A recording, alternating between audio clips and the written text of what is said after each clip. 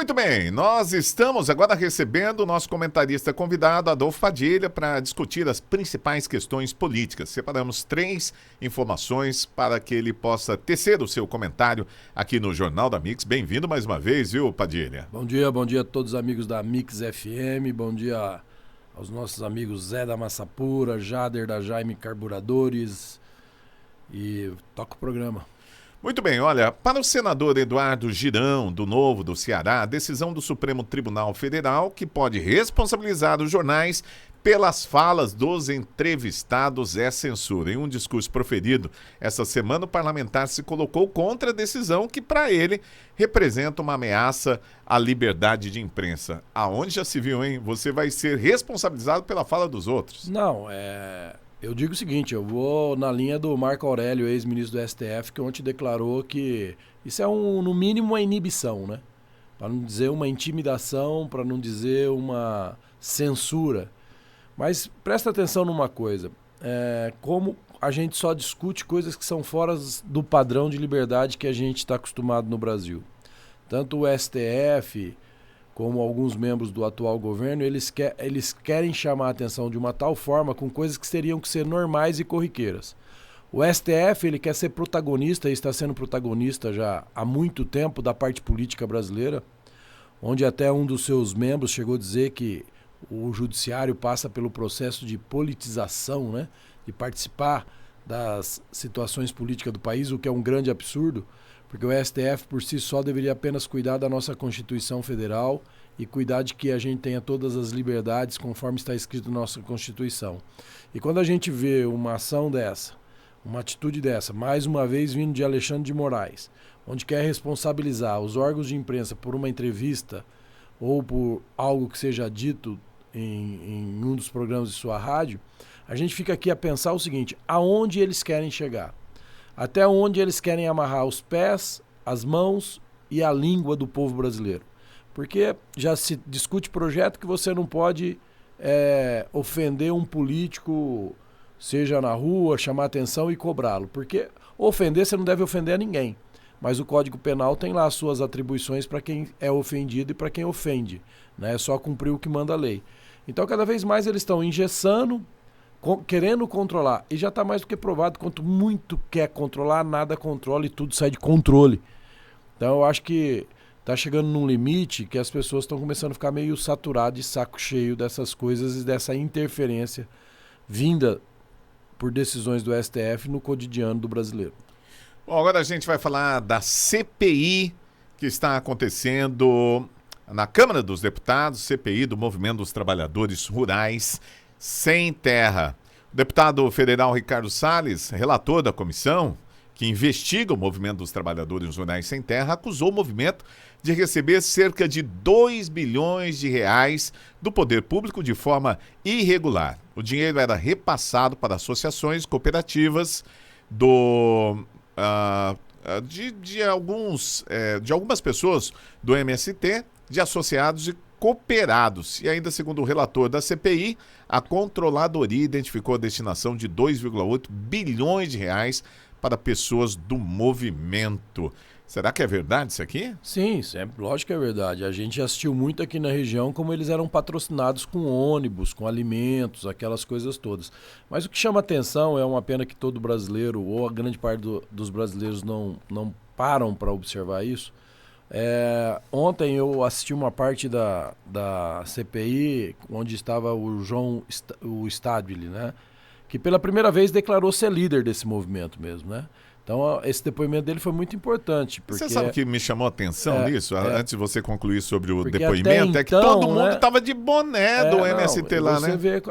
É uma pena quando a gente vê pessoas que foram eleitas para representar o povo querendo e não tendo vergonha de demonstrar apoio a uma ação criminosa que é o que pratica o MST. São criminosos, são usurpadores da lei.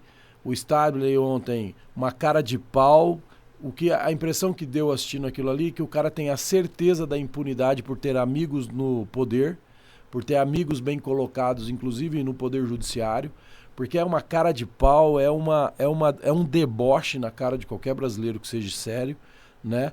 E ontem me chamou a atenção isso, esse deboche dele e também essa posição dele se declarar o líder, sim, do Movimento Sem Terra. Quer dizer, então agora todos nós sabemos de quem é o nome, o CPF e o endereço, só buscar para responsabilizar a liderança que promove, que tem como, por mais que ele queira dizer lá que são 5 mil assentados, que não dá para controlar tudo, que foi só uma conversa mole, conversa fiada, a gente sabe quais são as diretrizes do Movimento Sem Terra, a gente sabe quais são as condições que são impostas nos assentamentos para que as pessoas fiquem abrigadas em barracas, para que as pessoas sejam obrigadas a participar das manifestações, e a gente sabe também que os líderes são beneficiados, sim, com dinheiro, são beneficiados, sim, às custas do sofrimento dessas pessoas que acreditam numa proposta.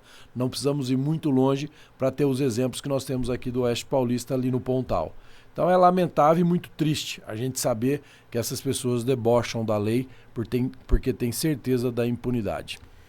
Muito bem, por falar em impunidade, o senador Magno Malta, junto com outros parlamentares, protocolaram uma representação criminal contra o ministro da Justiça, Flávio Dino, na Procuradoria-Geral da República, por prevaricação. O senador usou as redes sociais para comunicar que Dino apenas enviou à CPMI as imagens de 2 câmeras do seu ministério no famigerado dia 8 de janeiro, onde a sede dos 3 poderes foram depredadas no Distrito Federal. Só tinham 2 câmeras? Não, o problema não é só ter 2 câmeras. Isso aqui reflete aquilo que eu falei no primeiro comentário. Eles estão querendo chamar a atenção de coisas e a gente discute coisas aqui que não era pra gente discutir. Flávio Dino, até na posição de ministro, devia dar o exemplo da transparência, devia dar o exemplo do respeito à lei. E quando ele faz isso, ele não dá. Qual é o medo? O que Flávio Dino tem medo de mostrar? Não foi ele o primeiro a dizer que estava da janela ouvindo, vendo os ataques aos prédios públicos lá em Brasília? Não foi ele que disse isso? Só que a CPMI, as imagens que foram vazadas, deixa muito certo uma coisa: foi um jogo armado. Pessoas inocentes foram presas e de forma totalmente ilegais. Ainda tem pessoas presas, se não for numa tornozeleira, ainda lá em Brasília. Padilha, mas tem culpados também no meio, Tem né? culpados, tem. Isso aí a gente chama aquele efeito manada, né? Vem os incentivadores e você sabe como funciona, é assim que funciona. Vem os incentivadores já programados para fazer um ato fora do padrão normal e as pessoas entram. Né? As pessoas entram como, enfim, vai na emoção, vai em tudo aquilo. Mas essas pessoas não têm que ser punidas? Tem, mas tem que ser individualizada essa culpa. Se ela for induzida, ela já não é a principal autora do ato criminoso. Se ela foi induzida por quem? Qual o pretexto de alguém se programar a induzir? Aqueles que estavam lá, por que eles não defenderam? Por que foi retirada a segurança? Por que a Guarda Nacional que estava lá, como disse o repórter fotográfico que foi ouvido na CPMI, disse que eles não agiram? E agora estão dizendo que eles tinham que agir com o comando de Brasília. Não, eles têm que agir a qualquer ato de violência, eles estão lá para isso. Faz parte da função, O que eu quero defender. dizer com isso? Eu não estou querendo inocentar totalmente aquelas pessoas que não são acostumadas a fazer esses atos e que ali na motivação, no emocional, jogaram uma pedra ou chutaram uma porta ou até derrubaram uma cadeira. Eu estou querendo aqui demonstrar que foi um circo totalmente armado, como é quando dizem que é um atentado à democracia. Não existe atentado à democracia, pelo menos até hoje na história do mundo, um atentado a qualquer tipo de governo ou à democracia sem uma composição armada, sem o apoio de um exército, sem o apoio de uma milícia, sem o apoio de uma quadrilha, ou seja, então não existe atentado à democracia.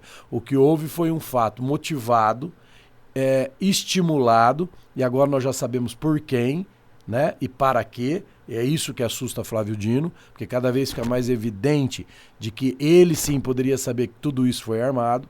Né? Isso deixa ele temeroso, por isso que ele peita a lei da forma que ele peita e manda só o vídeo de 2 câmeras. Então, sabendo de tudo isso, a gente sabe que foi um episódio triste e um episódio que envolveu pessoas que inocentemente acabaram entrando de gaiato nisso e que quem deveria estar preso mesmo não está e quem não deveria estar preso ou está usando tornozeleiro está preso lá em Brasília.